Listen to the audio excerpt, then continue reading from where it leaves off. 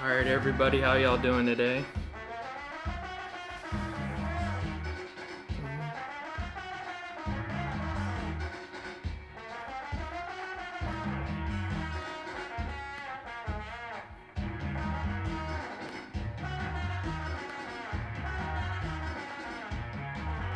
All right, I guess we can get started.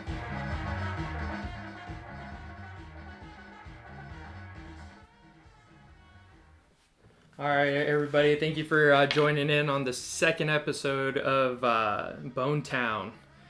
I have a few things to talk about real quick before I bring in our second guest, Lucio Alvarez the third. I have a few things. First of all, I want to thank. We don't have these sponsors, but the people that donated are technically the sponsors for today. I do have a donation PayPal and Cash App that I'm not going to plug in too much, that I'll have up on my site or all the socials and whatnot. But I really want to say thank you so much for everybody that has donated. Mark Rackenbach, Jonathan Connor, Craig Bittinson, Letty Rodriguez, and Michael Lozano. And Sarah Jackson. Thank y'all so much. I was able to use that money to buy. Got a new USB microphone, thanks to Lozano. Also, I was able to purchase a new program that I'll be using. I'll be using next week, so we can be able to stream on Facebook. And but yeah, another thing I want. So thank you again to all the sponsors and donators. The last thing I want to talk about is for all the musicians that are tuning in. I know things are tough right now, but we're all in the same position. But there's help out there financially. There's 3 programs I want to talk about real quick. The Houston Art Alliance and the Houston Music Foundation. If you haven't signed up for any of those two, please do. They're pretty short to sign up for, but just make sure you have. I think your tax forms is all you really need, and those are for the local Houston foundations that are helping put food in the mouths of musicians and keeping the roof over their head. And especially want to shout out to Mark Austin and his wife Rachel Austin for the Houston Music Foundation that they just created because due to the COVID-19. Thank you so much. And the other one is Music Cares that I believe the Grammys does. I signed up for all these already. So the first two, Houston Art Alliance and Houston Music Foundation, is for obviously the local musicians in Houston, and the Music Cares is pretty much for everybody. If you haven't signed up for any of those, please do. I know it's going to take some time because there's so many people out of work right now. And while you're at it, you might as well file for unemployment like I have as well. But yeah, make sure you get on that and do that. The quicker, the better. So, but yeah, don't feel discouraged. We're all in this together, and we're gonna get through this. Everybody's gonna want to go out and go to a show soon. So as soon as everything's back up and running, it'll the sooner the better. But yeah, thanks again for that, and I want to introduce everybody to our next guest. Are you on? Are you watching live, Lucio, on Instagram? Oh, I am not actually. Oh, by the way, Lucio, if the Instagram goes out, I think after an hour it closes. So, but we can still keep having the conversation on Zoom on the computer, and then we'll pick up nonchalantly on the Instagram. Sweet. Yeah, let's do it.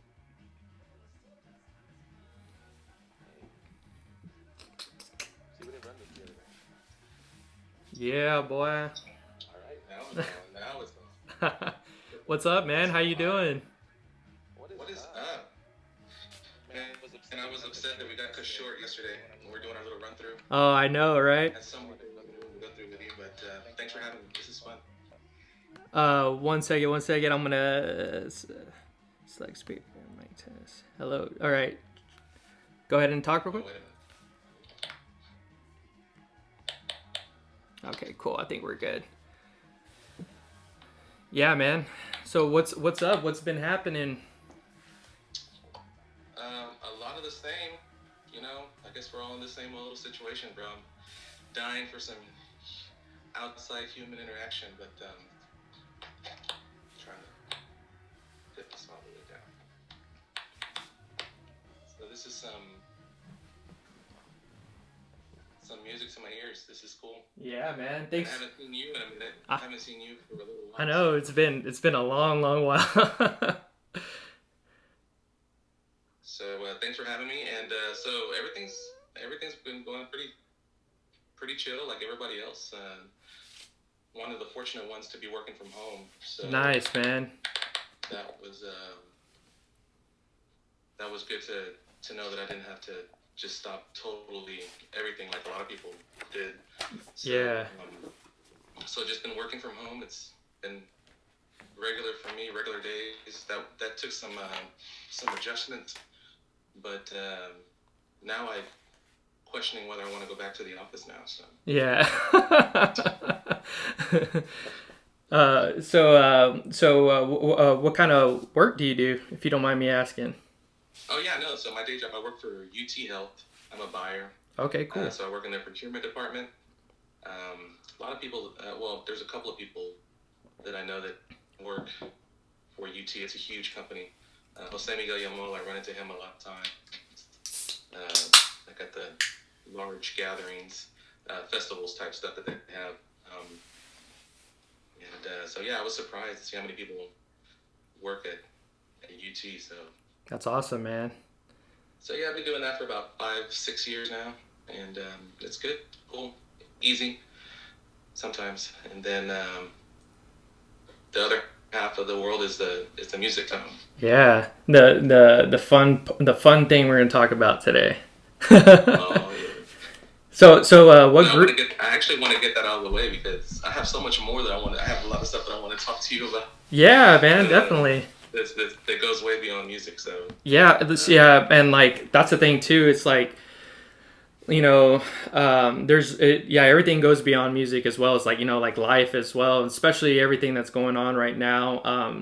What are you doing musically to kind of keep your chops up or keep sane? Like, if you don't. So for the first couple of weeks of this whole quarantine, I didn't even touch my horn. I just got a new horn actually. I finally broke down and bought a new horn, and I took like a long extended break off of the horn just to kind of I thought it would be the perfect opportunity to reset. I always hear a lot of people saying that that's such a good idea to do that every once in a while, because if you're playing a lot or if you're always kind of doing these gigs that are just rigorous and you're always beating up your chops, I mean, you got to reset. It's always good to kind of just reset and let things heal that are just kind of just lingering and it takes a while to learn a newer horn too, especially after playing on something that you've been playing on for however long. Bro, it's been a struggle. So I literally went from a 545 to a 508.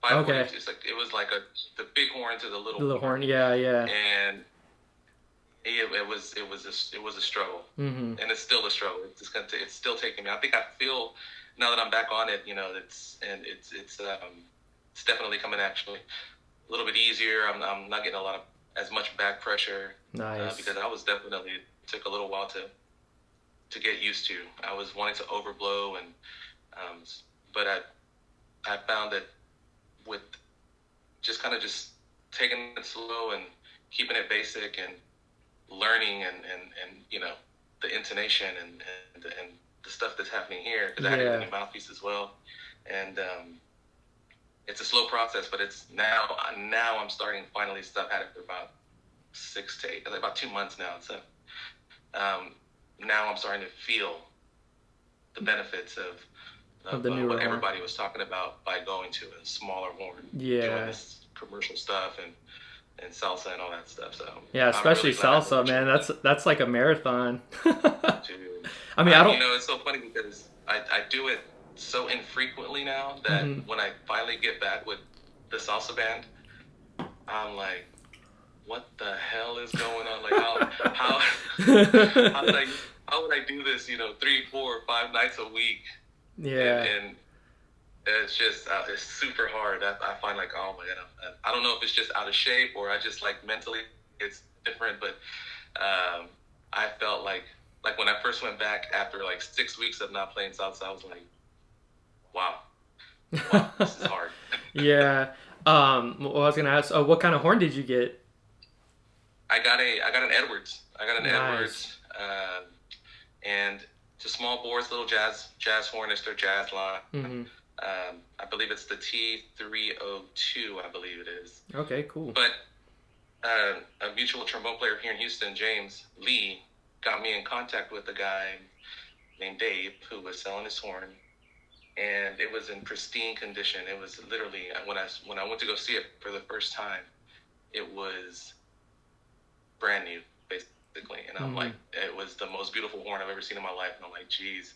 But he wanted a little bit too much for it. Yeah. So I'm like, I couldn't pull the trigger. Had I had the money actually just laying there, I probably would have gotten it. But so I guess about 3 months later, he hit me back up. And he's like, hey, look, I'm bringing the price down if you're interested. And I'm like, yes, all right, let's do it. If it's meant to be, it's meant to be.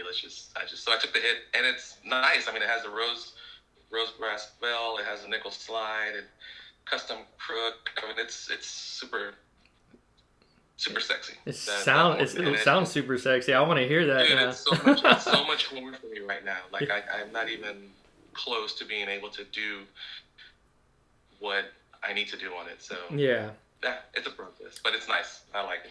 That's awesome. So how long have you been playing with Salmerum? Bro, Salmerum, I got into Salmerum probably around 2004.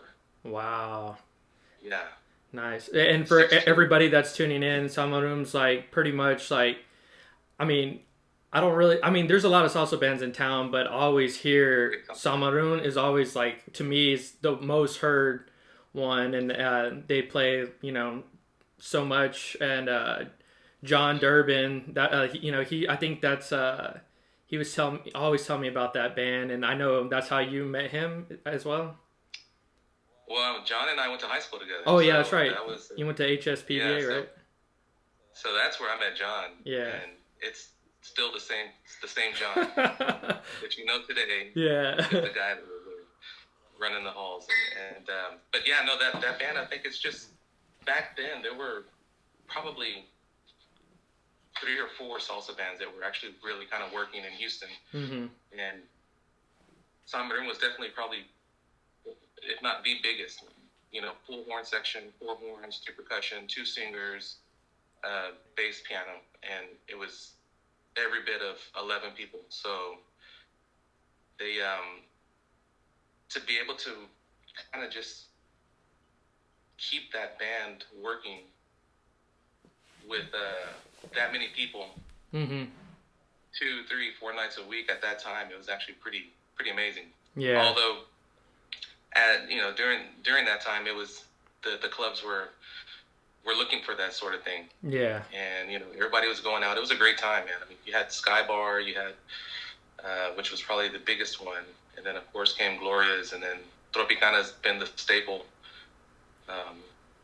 for decades. So. Nice. We were lucky enough to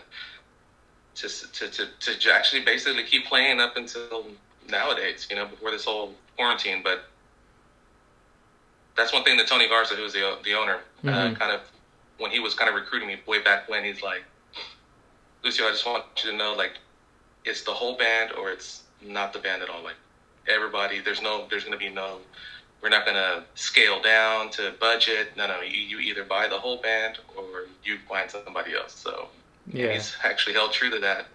And so that was actually pretty respectable at the time. I'm like, yeah, man. That's awesome, man.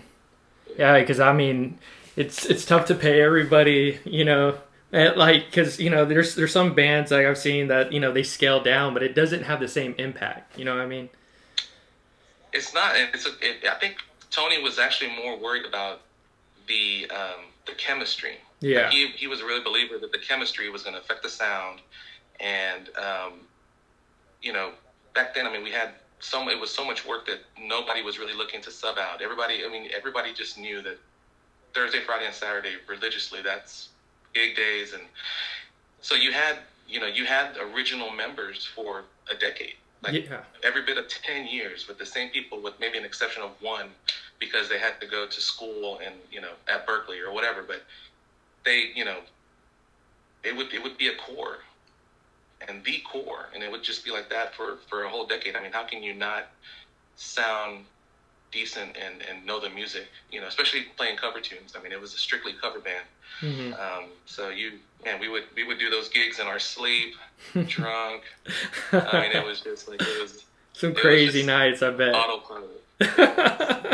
I'm sure for you, when you were doing these tours, I mean, y'all were doing a lot of dates, day in and day out. Yeah. And at the beginning, I mean, did they start to run into each other? I mean, it's like, where are we at? I mean, was there any kind of like a, hey, what is this? Chicago deployment? Where are we right now? Yeah, pretty much. Like, everybody would always ask, like, where are you going next? And I would have to pull out my phone because I didn't know where we were going. And but at the beginning of touring, we all quit our jobs and whatever. And but we kept saying yes to everything because, I mean, we knew that doing the gigs was the way we had to make money.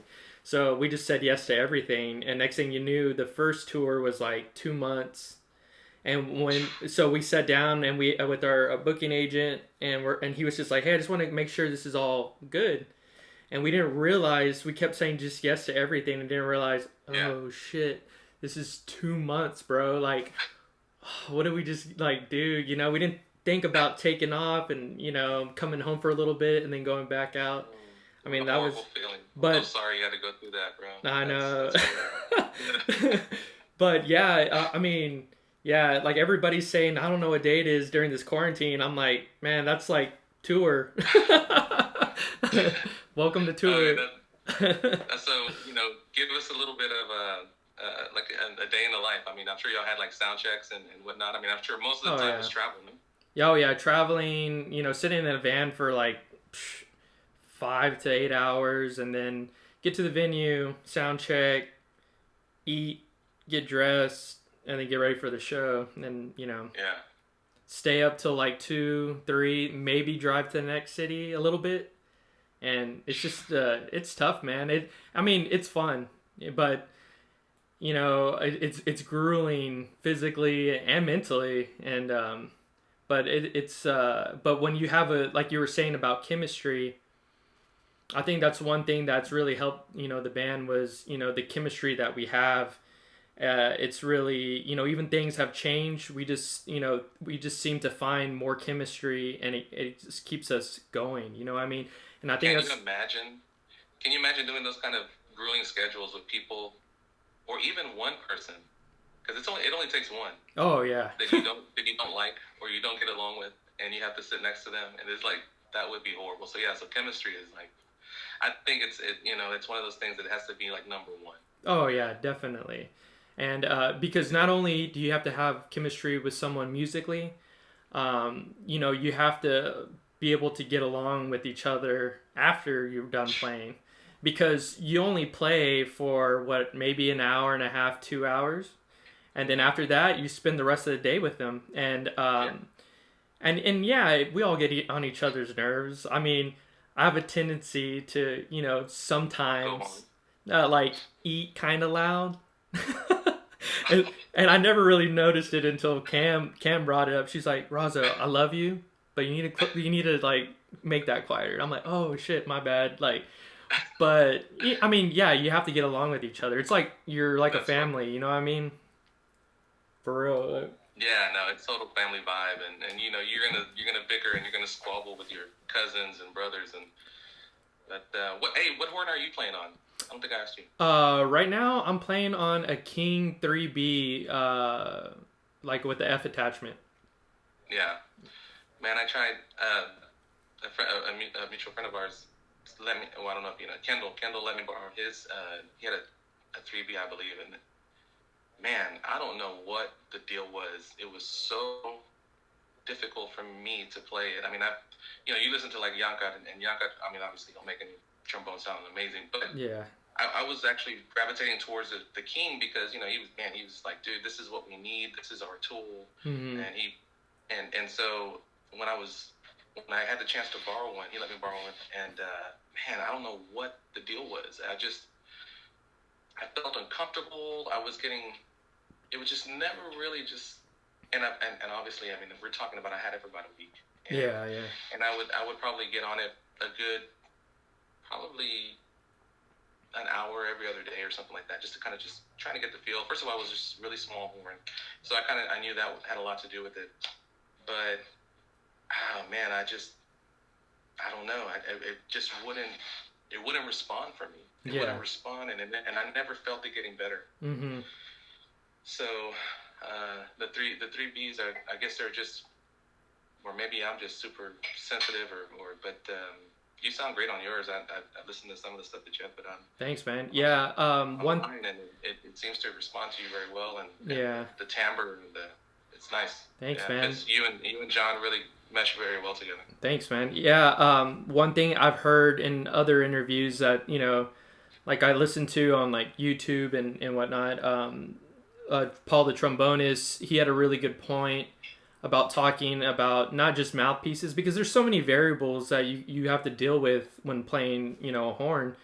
Your mouthpiece size, horn size, if it's hot or cold, if you're playing, what I mean, because tuning and stuff. But horns, they're everybody's different, everybody's lips are different, everybody's lungs are different. And it's like whenever you find that horn, it's almost like you're finding your prescription of glasses or something. You know what I mean? Sure. Yeah. No. Absolutely. Yeah, and it's tough, and I feel like, man, everybody, and that's the hard part, because you can't just, you're saying, you need more time with that horn to figure it out if it's good for you or not, and it's so frustrating. I was living with a Cuban guy, and his line was like, look, these horns really are like girls. You have to really kind of give them all the attention, because if not, they get jealous, and they're not gonna respond the way that you expect them to, because you've been neglecting them. Yeah. And not all over them like you should be, showing them love. And you'll pick a horn that just doesn't mesh with you. Yeah. And it's not for you. Mm-hmm. Move on. Go to the next one. Yeah. And so that guy, he had such a weird way about just seeing life, and that was one of the things that he actually that stuck with me. I mean, that makes so much sense. Yeah, that's funny. I like that. In that sense, all he was telling me was to go practice, bro. Yeah. You're neglecting your homework. Go practice. He was a trumpet player. Oh, okay. It's so funny. So other than Salmerum, you also have Trio Forte, and then you also do Dry Water Band as well? Exactly. Yeah, man, those are the two that I felt really that I missed the most, actually, with this whole quarantine life, is because those were starting to become steady gigs for me. And Trio Forte was started by Charlie Bettis about 6 years ago. Shout out Charlie. About there. Yeah. And he called me up, and he's like, man, let's do this little trio thing with Rangel Morao on the keys. And I'm like, dude, he's sick, man. I have no business in that group whatsoever. I'm like, what am I gonna do? He's like, nah, man, just come and sing some tunes and play your horn, and it's just gonna be for these little gigs here and there that I'm booking, these little bars and stuff. I'm like, man, well, let's see what happens. And bro, 6-7 years later, we're still kind of. I was just talking to them yesterday, as a matter of fact, that we're trying to get together and trying to plan some stuff as soon as America, opens up again, opens back up. But that was my classroom, actually.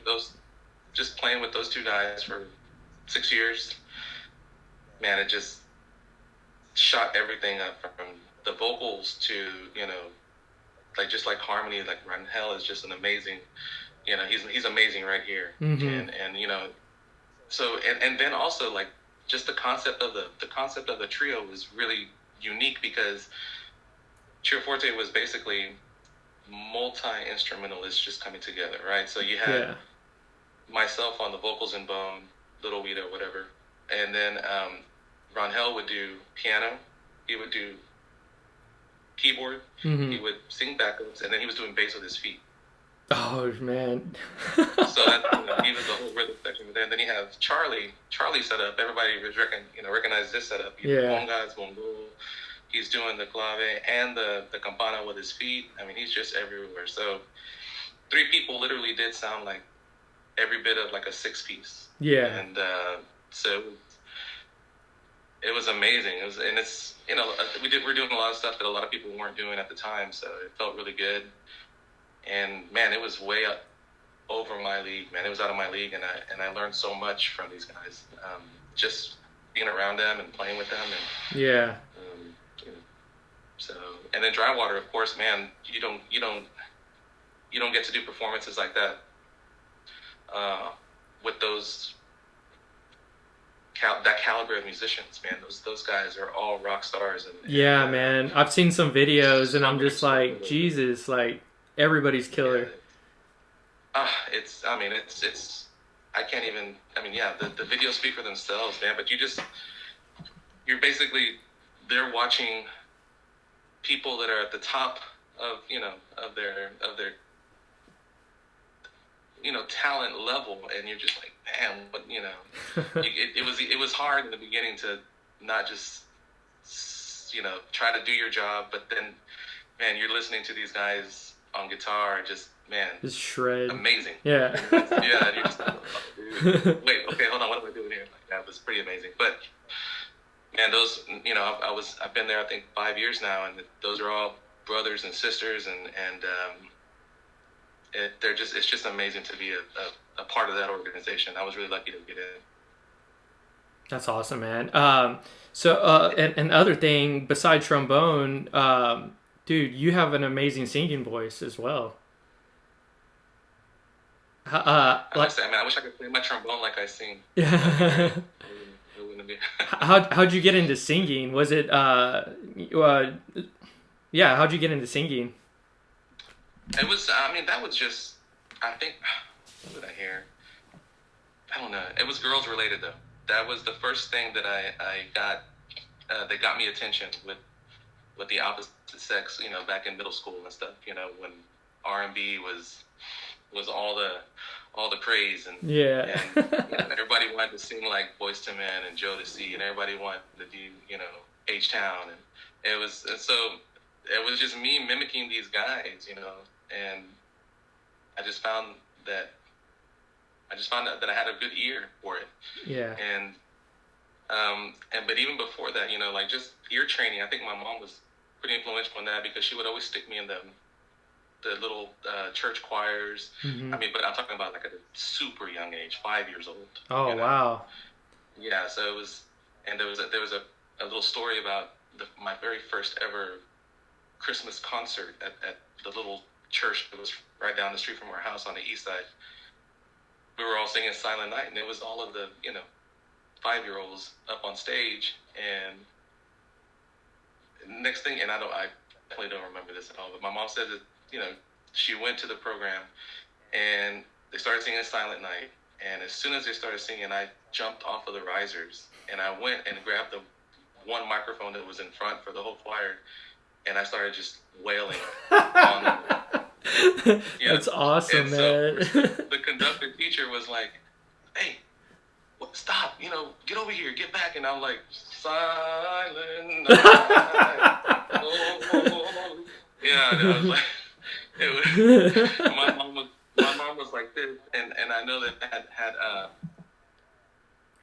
had my mom been able to afford a camcorder at that time, and we would have won some money on America's Funniest Home Videos, because we said that everybody was, I totally ruined the show, but that was just like my knack of, just wanted to be center of attention and singing in front of everybody. But yeah, that's awesome. The trio is the one that actually made me realize all my faults mm-hmm. in the vocal kind of stylings, because of like the exposure. It's just me, Rangel, and Charlie, and I'm up front, and I can't hide behind anybody. Yeah. Everything is so organic. We don't have any kind of tracks or anything. So what you see or what you hear is what you get. And I'm like, so we started recording ourselves. And I'm like, oh man, this is horrible. This is really bad. And so Charlie was like, see, I told you, man, you suck. Like, you gotta get it together. And I'm like, yeah, you're right, man. My bad. So of course that, but that actually, man, that just, all of that, I mean, like I said, that was my classroom. Yeah, that's awesome, man. And that's some stuff that you can't learn in school, you know what I mean? Like, that's the kind of stuff that I feel like you have to just venture out and just do it, get thrown in the pool, you know what I mean? There's no other way to get better other than just actually doing it. You're absolutely right. And if you notice, I mean, any vocalist will tell you that kind of practicing, like, there's a lot of people don't realize, and it's until you get into like the more academic part of really taking like some vocal classes with a vocal coach that can let you know what's going on. But there's you're using different parts of your body. Yeah. That all make a difference to this, to your head and to your throat to kind of project. So if you're a shower singer, and if you're in the car and you're in the car singer, I mean, it's not the same thing as if you're trying to belt out a Whitney tune on a mic in front of a whole crowd. It's the real thing. Whenever they said, you're singing to that person in the very back. So the that was a lot of the issue that I had was like projection. Like, man, open up. You have to, you gotta open up, and you have to breathe correctly and push correctly. And it's just like, I don't even know what the hell you're talking about. Yeah. How do I do that? Okay. I can hear you and you can tell me, but show me how. So there's been some people in my life that kind of come in and out, and they're like giving me tips, and that's helped a lot. But it doesn't matter how much they tell you, or how they tell you. You have to put it into play. Yeah. You have to use it right away. So that's been the best part of like singing with Salmerum and singing with Trio Forte. That I get to actually practice what they're preaching. How was singing the national anthem, man? Dude, that's awesome. That's sick. As bucket list as that moment was, it was a small event, but still, I think that the pressure is still one of the scariest things that I've ever had to do. Yeah. It's just, I mean, you talk about exposure, like, it's just you and a mic. Yeah. And exactly. Anybody who does it, Cam, anybody that's ever done it, there's really, and no matter, I don't think it, even if you're doing it for a stadium or if you're doing it for a party at a house, the feeling that you get while you're doing it is I can't even describe it. Nobody can describe it. There's only one thing that you kind of feel in the moment. Yeah. Because it's terrifying, but at the same time it's exciting. It's pretty amazing. So that was actually super, super, super, super cool that I got to do that. My friend, one of my really good friends, hooked me up with that, and when she asked me, I was like, yes, absolutely. I'll do it. And she's like, great. Literally like 2 days before, I'm like, I don't want to do it. She's like, nope, you got to do it. Like, so it was, that was amazing. I'm glad we got footage of it. They recorded it for me, which was really cool. And I thought it came out pretty decent. I was surprised at myself that I just making sure that you had all the lyrics correct. Yeah. Which is half the battle. Yeah, because I was looking for some videos that I was going to link in the description and stuff. And I didn't know you had your own page or your own channel already. And YouTube channel. So I was just like, nice, dude. And I saw it on there, and I had totally forgot because I remember when it happened, and I heard it, and I was like, damn, man. I was just like, now not only do I got to practice trombone, I need to learn how to sing. Dude, don't do that. We're all struggling for jobs already. There's already too much competition in this city. Come on. That's awesome, man.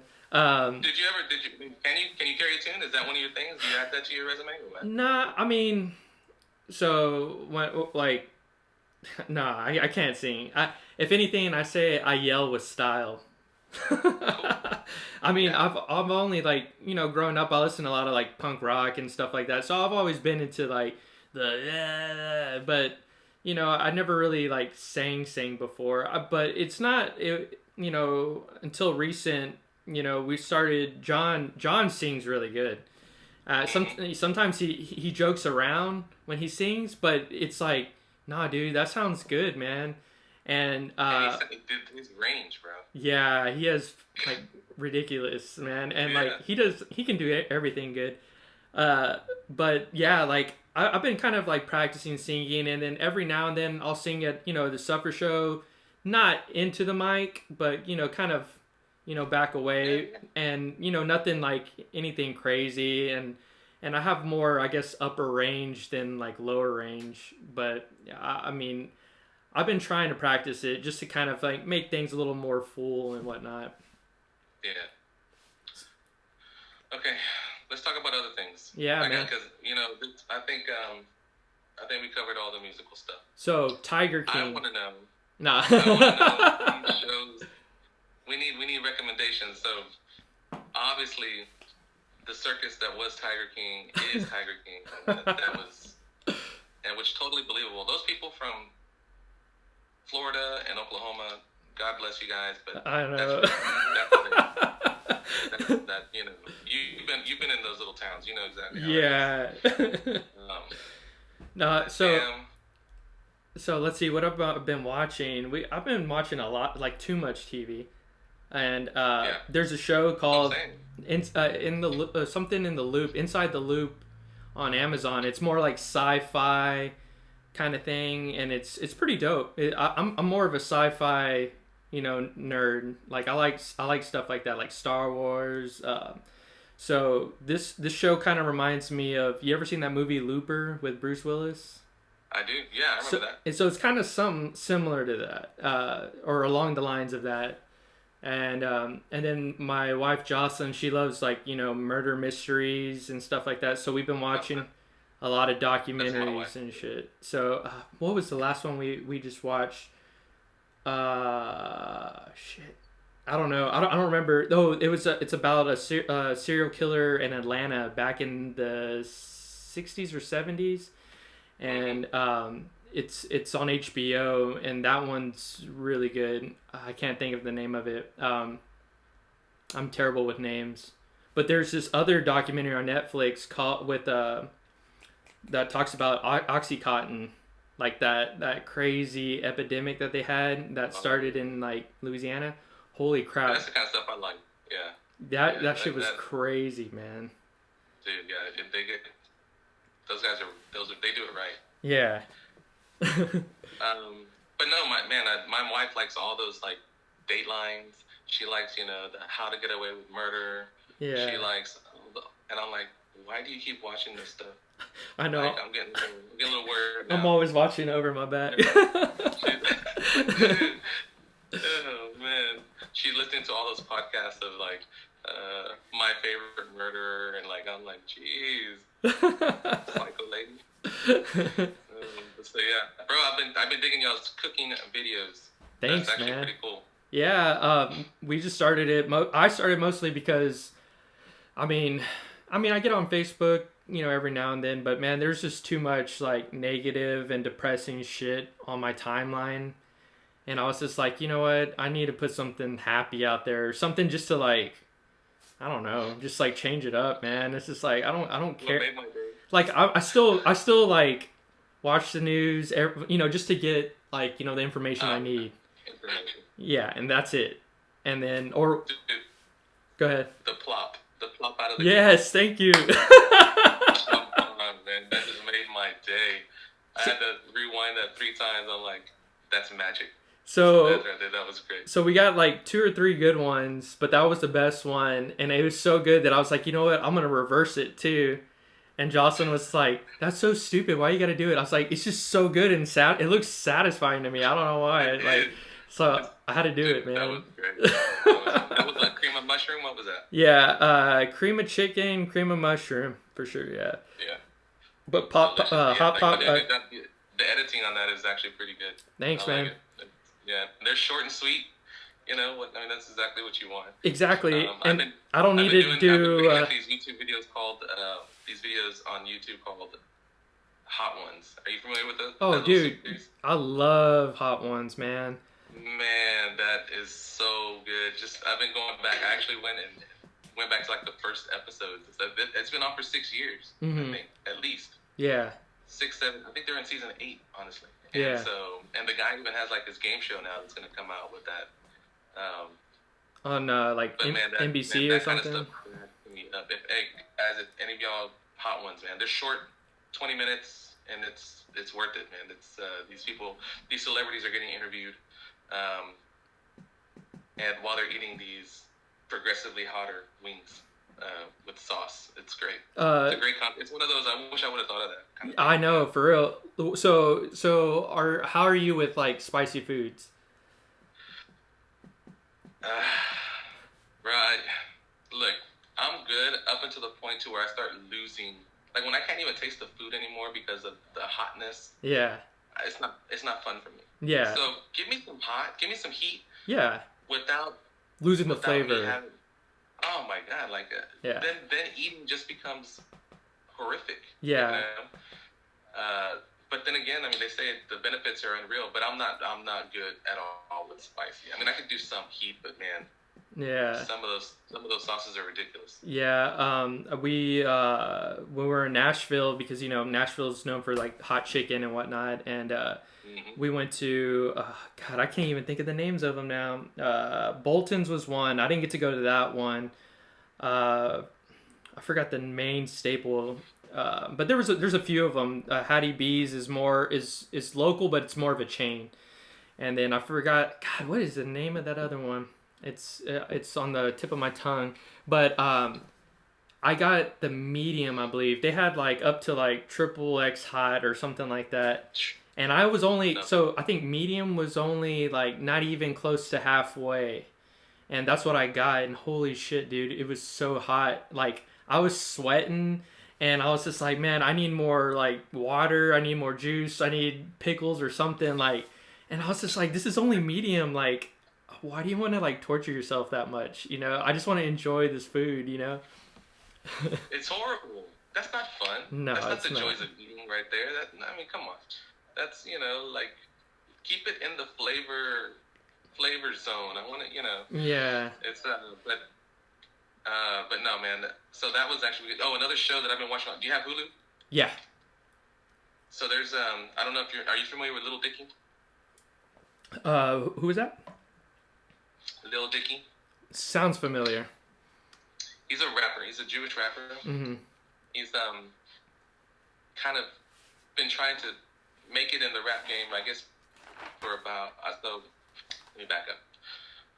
It's been about 2 or 3 years now that my friend James Lee, we were out, and he kind of hit me to this guy, and it's a white guy rapping, but Jewish white guy, but man, his cadence and he's very he's like a comedian, with his raps, with his bars, right? Mm-hmm. So he was there's a video of him on YouTube. Him doing like a freestyle on Sway in the Morning, and in LA. Yeah. And so he's doing this freestyle, which he goes off for about a good 4 or 5 minutes. But his content is just super funny. Mm-hmm. But at the same time, the guy's super talented. Yeah. He's just as good as any of those guys out there. Yeah. So it's like a documentary or something. So this is actually. So this guy he's been actually putting out some YouTube videos. I mean, he has millions and millions of hits. He's kind of made his name with legit rappers in the scene, getting into his just doing cameos into his videos. I mean, so he's been grinding for a little while now. But he just came out with a show. Literally, it's a series, loosely based on his beginnings. And it's called Dave. Dave? And it's on Hulu. I'm writing this down. Super smart. It's so funny. He's not only is he starring in it and acting in it. Yeah. But he's writing it and he's directing it. Dang. So he's doing everything. It's pretty amazing, actually. I mean, the guy is super silly, and but the show is actually legit. It's really good. It's one of my favorite. It's super quick. It's super witty. His acting is. Have your headphones in. Be engaged. Just nothing that you can kind of, because he says a lot of things, and a lot of things are going on that are real quick. Yeah. But they're bold, and it's so it's one of my favorite. I'm kind of letting it go because I want to binge it. I don't want to just wait week to week. Yeah. So it just started this year. So you'll have if you start it up, there's a good 5 or 6 episodes on there. Nice. Really good though, Dave, Lil Dicky. So guys, check it out. Nice, dude. I totally wrote that down. I'm gonna check that out. It's pretty cool. It's a hip show because they're doing a lot of they're dealing with rappers of today. Which honestly I have no clue. I'm like zero knowledge of current rappers within the last 5 years. Like these kids are obviously, you have some real talent out there. Yeah. And you have some, like, in my personal opinion, like, I'm an old guy now. Like, I'm like, man, some of this is garbage. Like, what the hell is going on? Jeez. But the show's it has a definite kind of, it's a little hipper than and it moves fast. It's only 30 minutes too, so that's another good thing too. Oh, okay, yeah. See, like, I like shows, and like, I like where it gets to the point sometimes, because sometimes it could be a little too drawn out. Like, one episode's an hour and a half, and I'm like, bro, like, I don't have, my attention span can be short. And I'm just like, man, I cannot do an hour and 30-minute show. 45 minutes is already kind of pushing it for me, you know. I mean, unless it's a movie, because it's like nonstop, I can get into it. Right. Mm-hmm. That's fine. If but an episode of a show doesn't have to be a movie.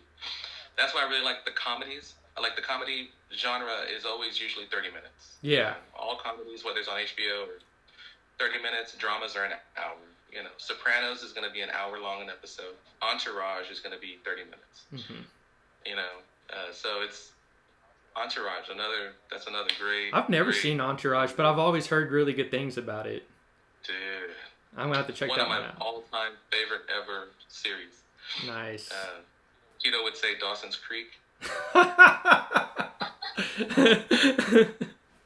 think during the quarantine, I think he's rewatched it 3 times just the last month.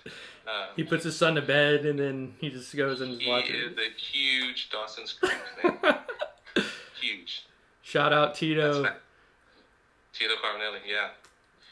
I know he doesn't play trombone, but you should get him on here as well. Yeah, he was my jazz teacher at San Jack.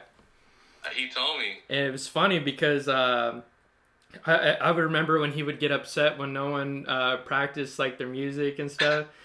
And so, like, I would see him get mad. I was like, damn. And then later on, you know, I run into him, like, later on in life. And I'm like, remember that time you used to get mad at us? And he just starts laughing. Now that you know him, like, on another level. Yeah. You're like, man, did you ever tell him, Tito, you were so up your ass back then?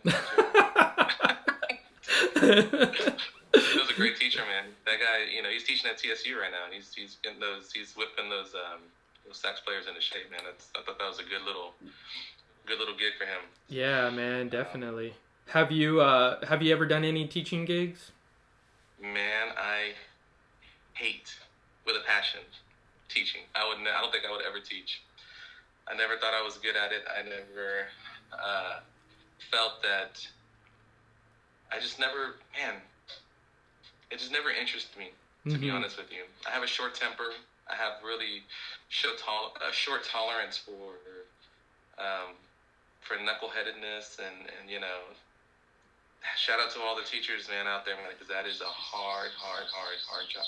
Amen. My wife is a teacher. And she teaches adults, mind you, and I don't know how she does it, because I would want to go and just be like, get the hell out of this class. Like, what are you doing? Adults are worse than kids sometimes. Yeah. I've seen it. Yeah. I've seen it.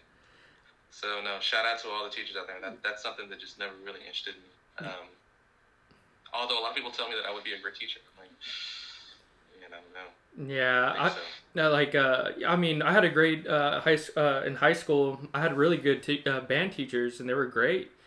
But I just realized, growing up, like, damn, we were just, you're at an immature age, and a lot of us, we didn't give a shit. You know what I mean? And I never saw myself as being in like playing music as a living. I never thought I would be playing still, and I look back on everything that they would teach us in school, and I was like, damn, I should have took that seriously. Like that was yeah. I was we talk about this all the time. I asked Tatum, like, bro, like how are you dealing with these students? And then then obviously we'll talk about that, and then he goes back and we're like, man, I'm trying to remember when I was in school and like academic wise, horrible. Like I was not a good student. Math, English, science, social studies, all that, I hated it.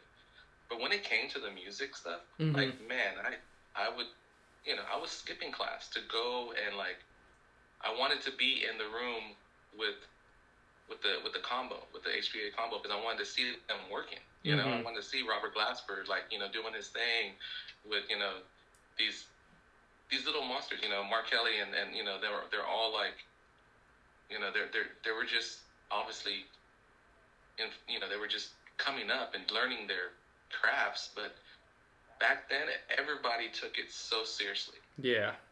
Not that they were serious people, but when they were working, even at that age, at that maturity level, they all knew, like, man, we're here, we're creating here. This is our space to create. Outside of this room, man, whatever. But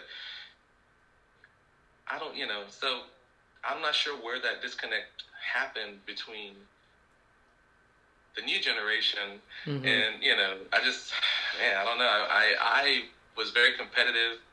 I wanted to sound the best. Even though I knew I probably wasn't even close, but man, going into PBA as a sophomore,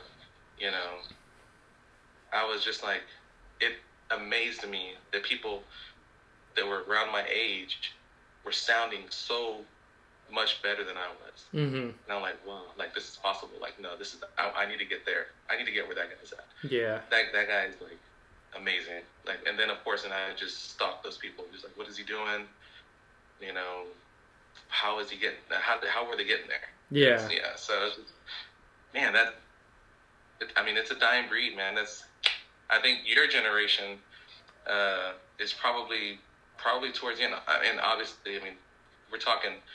You have your amazing musicians coming up right now. Oh, yeah. Everybody knows who they are. Everybody knows who they are. But, it's just not...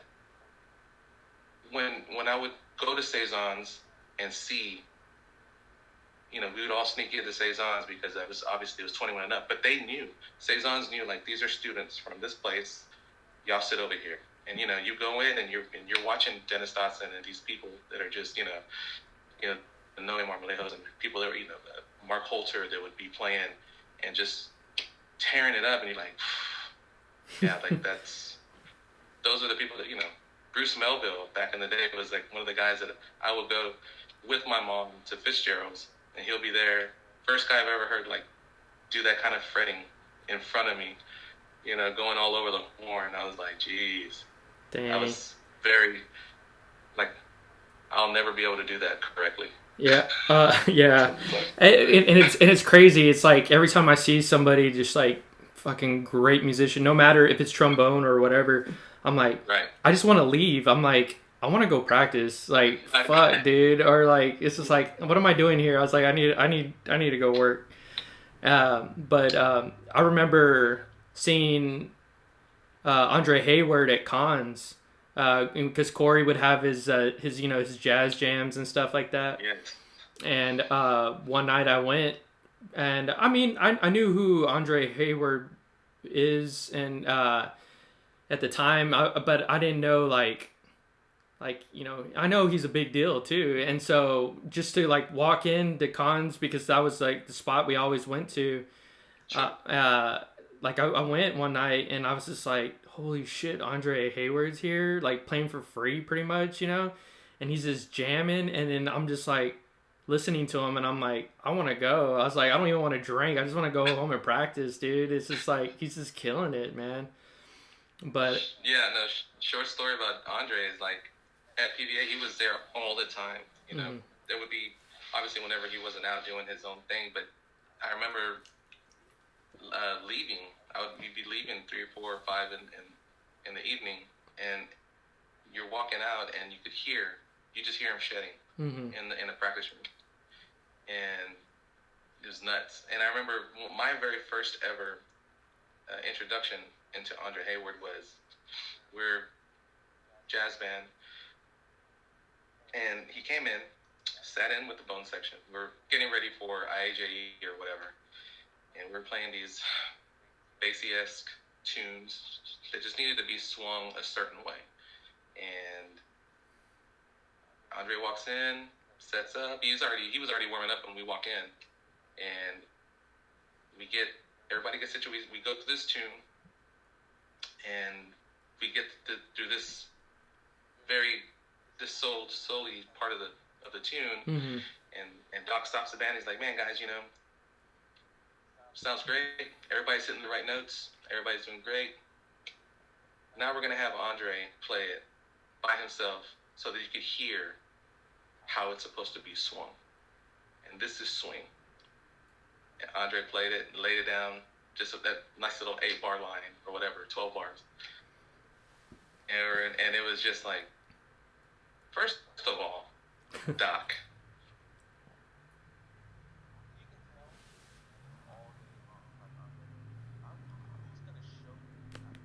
Yeah. You know what I mean?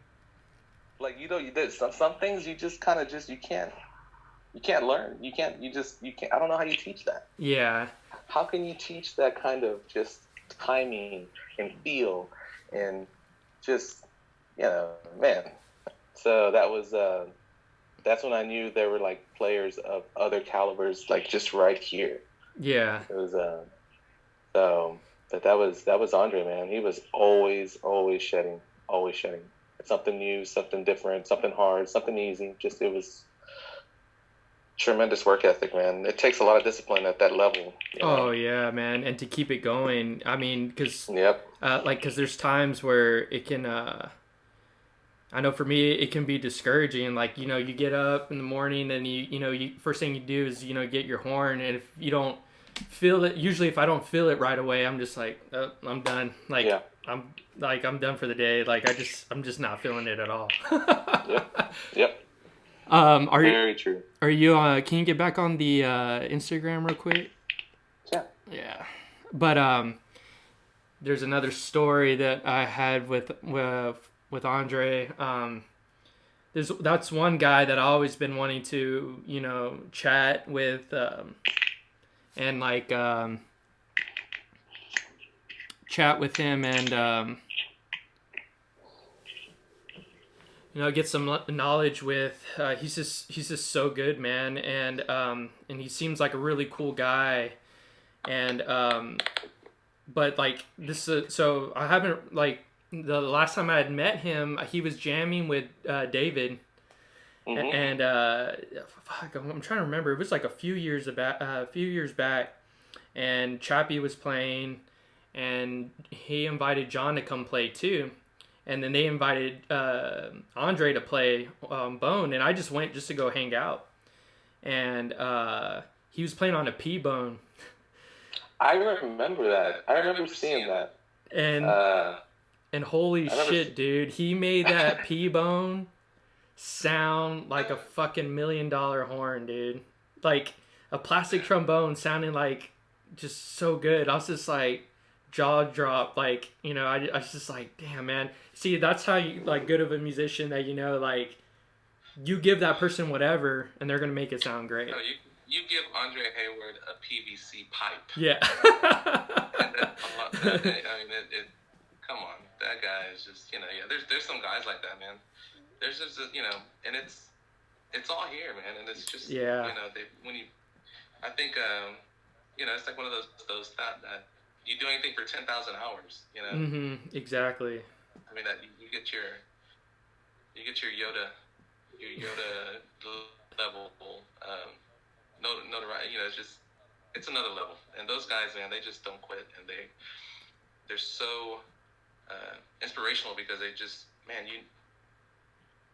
it just takes a lot of time, man. Yeah. The time that you put in, away from everybody, away from family, away from the world, and those people, they made it their livelihood, and man, they just very hats off to those guys, man. They do it right. Yeah, man. Great talented people.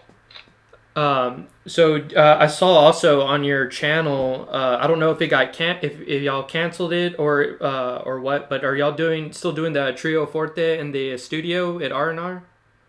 We wanted to do that. Okay. It got canceled actually yesterday when I was talking to Charlie and Ronhell, and then we all just felt that maybe we just need to just wait. Just a little longer, yeah. Just a little bit longer, and it was unfortunate. We were trying to rush just out of just sheer necessity and selfishness of just wanting to get together and do something. Mm-hmm. We were talking about, we went on a tangent, and we're like, man, let's just go and just do this, and we're like, yeah, let's just, everybody's bored, everybody's kind of got cabin fever. Yeah. But I think that the people in their household, in all our households, were like, guys, that's cool if y'all want to go and get together, but you're bringing this stuff back home. Yeah. So why don't we just see what happens, because it's a little too soon. So yeah, no, but Roger's, shout out to Roger. I have that on my list of things to talk about. What a job that guy's doing. Yeah, man. With what he's, with his studio at his house. I mean, that's man, he's. Oh, so that's all at his house. That's his house. Yeah, that's like in his garage and stuff. Damn, man, it looks fantastic. Legit, right? Yeah. It's like you trying to do that in your room right there. I know. It doesn't look good like this. No, it's such a great setup, and that guy, the way he supports just live music. I saw him not too long ago, where I ran back into him, and we got kind of talking about getting the trio in there. Mm-hmm. I was at the Continental. They were having a Spanish rock music festival, and I can't even remember the name. I would love to shout out to those guys, but it was cool. We got there really late. Mm-hmm. We saw like the last 3 or 4 bands, but it was all day thing. Yeah. And they had, Continental has the stage in the back. Mm-hmm. So they had all that 3 stages going the whole day. So we sat, and we got there late. We went for like the last call kind of thing, and we had a couple of drinks over there. So Roger was one of the MCs, and he was hosting it. Nice. So when we connected again, he's like, man, I need to get some more Latin stuff in my studio. Mm-hmm. And I'm like, bro, let me help you with that. I know a lot of great bands that would love to have the opportunity to go and showcase their stuff. And hats off to Roger for just, supporting the local live music. Yeah, we need more people like that, man. It's hard. Absolutely. And I mean, Houston's huge, man, and there's so many good musicians, there's so many good bands here, but I feel like, people really have to dig, but, unless we have somebody like Roger, like, bringing content up, and to showcase, like you're saying, the other musical talent that's in town that people aren't going to go research for, you know what I mean? Because, people will only go to, like, what they know, and which I get, but also there's much more than that, especially here. Yeah. But that's tight, man. It's so true. I mean, and it sucks that a lot of times, especially in, like, the Latin community, the circle can get small. Yeah, big time. The circle can get really small, and you want to, as much as you try to kind of spread the word out into other kind of cultures and genres, and you trying to fuse these kind of, a couple of things together, it gets difficult, and it gets expensive. So, oh yeah, big time. It gets expensive because, unfortunately, gone are the days when a lot of people want to go and just do free gigs to showcase and to just, kind of make a name out there. You know, it's people want to get paid.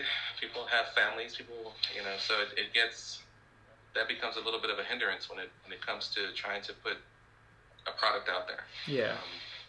And then of course, if you want any kind of original content, you know, if you're not set up to do it yourself, you know, that's another expense. Yeah. You know, that you have to. Yeah, and which we were talking about a little bit yesterday, because you were saying you purchased your first digital interface, right? Oh yeah, and you know, and I was telling you yesterday, I'm kicking myself because I waited so long. Yeah. And now that, you know, I could be totally using it, I have to wait because it's back ordered because everybody and their mama wants one now. And so yeah, I'm waiting, but yeah, I'm definitely gonna put that to use, and who knows how long this is gonna last, where we're gonna be at the house, but yeah, I'm gonna be starting to record some other things and working with some guys in San Antonio, good friends of mine that just lend their support out, and they're just, man, just send me whatever you have, and you know, we'll just make it happen. So that nice. Those guys are awesome. So yeah, it takes a small village to kind of just do whatever you want to do. Yeah. And, you know, Roger's one of those major supporters and tools that I think more people need to start taking advantage of. Yeah, because definitely. I don't see him doing it for free that much longer. Yeah.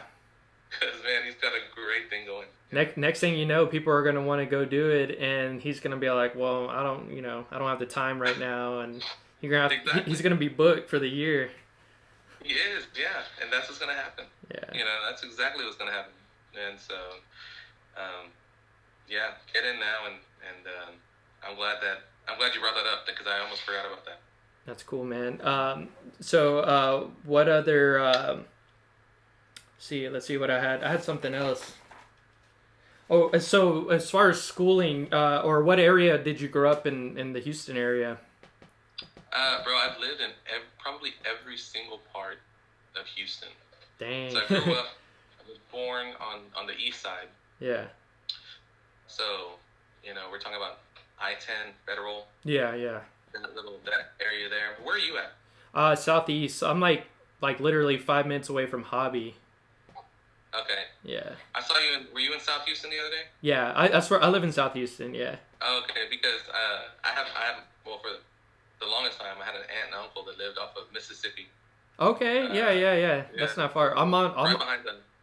I'm off. Like behind the school. Yeah, I'm on Iowa. You know. Okay, yeah. You know where Southside Skate Park is?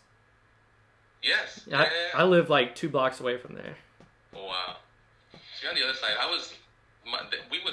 remember walking to like Waffle House. Yeah. Yeah. We would walk to Waffle House and, you know, walk to that bingo right there on the, you know. Yeah, man. With my cousins and stuff. So then, you know, so I was born on the east side, but then moved to the southwest side. Okay. So that was actually Beach Nut and Bissonnette. Okay. Lived there for 3 years. Then we ended up moving again to the northwest side. So kind of like Antoine, Little York. Okay, yeah.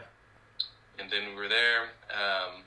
And then ended up going back to the southeast side, Telephone Road, Lawndale, that whole area, Second Ward or whatever.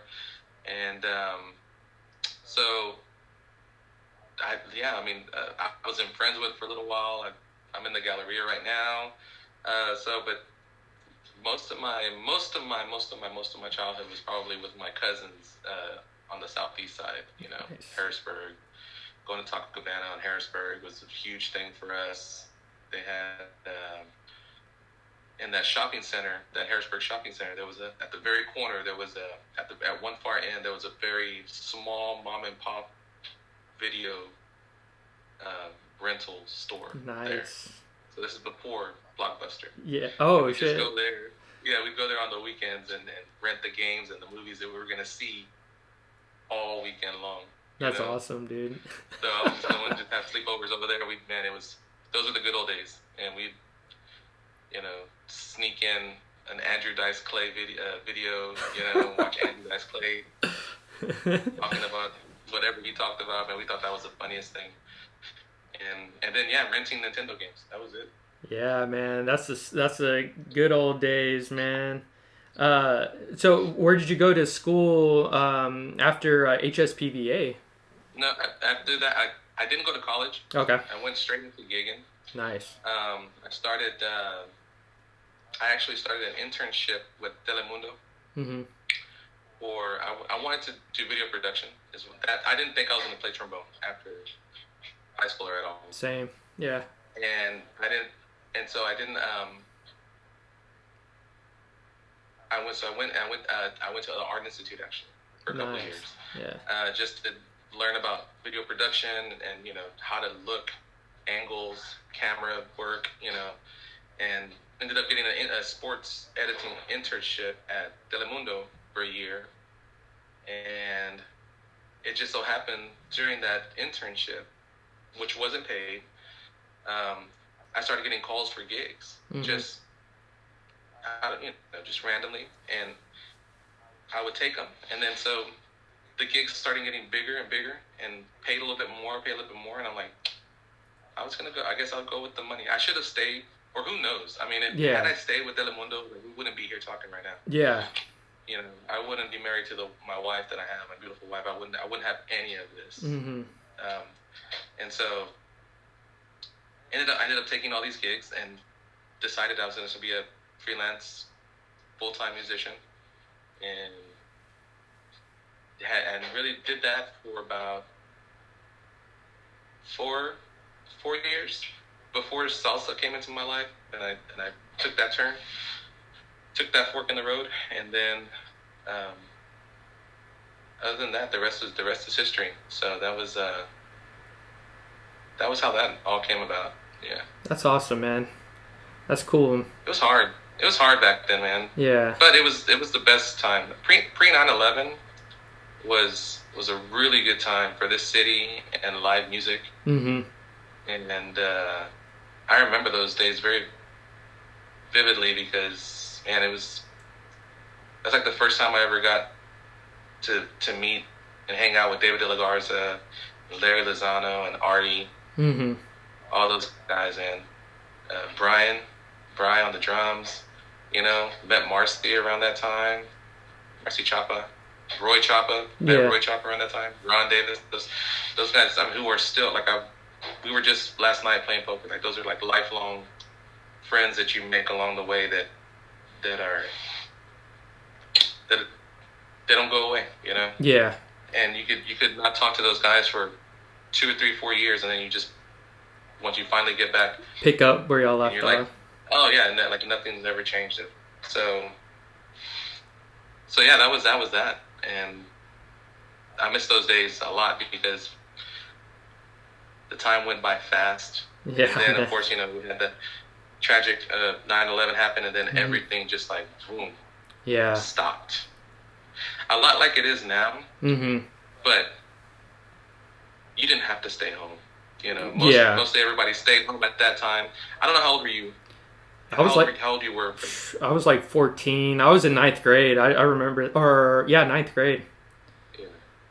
Well, it was, so it was a lot like it is now. Although you still could go out. You didn't have to be, it was another fear that everybody else had. It wasn't getting sick or anything. It was just, you just didn't know what was going to happen. Mm-hmm. And since Houston was one of the major targets at that time. Yeah. We just but it took a little, it took about a couple of years for things to kind of normalize. But man, live music there was somewhere to go and something to see and somebody to see every single day of the week. Yeah. Really cool. That's awesome, man.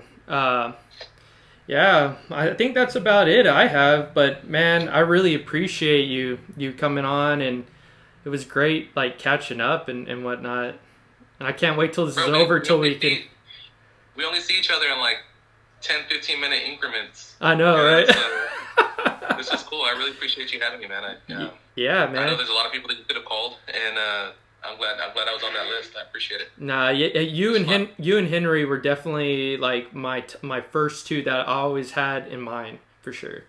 And I respect both of y'all. You're great musicians, and every time I hung out with y'all are super cool and very supportive, and I appreciate it. And that's why I wanted to highlight y'all as well, because I think I just think you're awesome.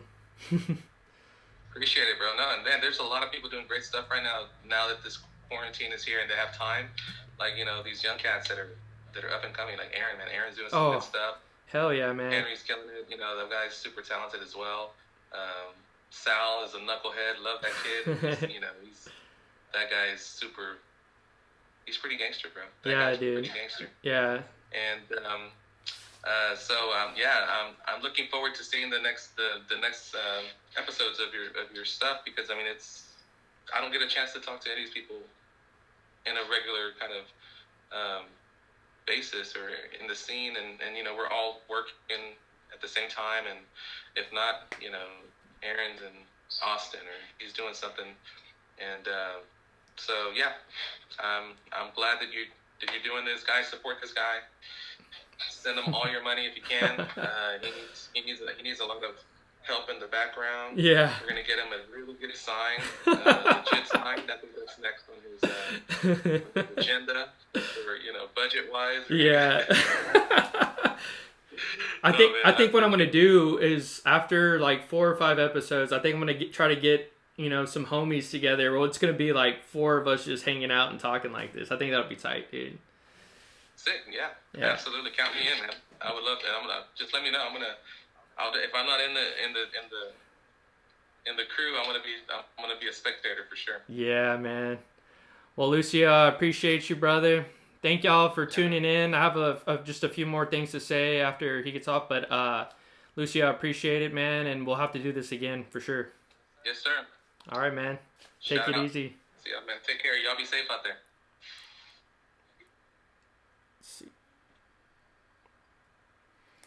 All right, everybody. That was Lucio Alvarez III, my homie. I appreciate everybody tuning in. I just want to say thank you again to everybody that had that were donators. Man, thank y'all so much. Y'all were able to give me a brand new microphone. I'm also, with the money that I got, I was able to sign up for this service that's going to allow me to, the next episode, I'll be able to not only do Instagram Live, but I'll be able to stream live from Facebook this next time. So, and I'm already talking to our third guest for next week. It's gonna be a good one as well. And I'm already trying to line up the guests for the rest of the month and the following month. I think I got some really cool people coming up. This is just going to get better. And if it wasn't for everybody pitching in and tuning in, this wouldn't be possible without y'all. So thank y'all once again, and signing out. Later.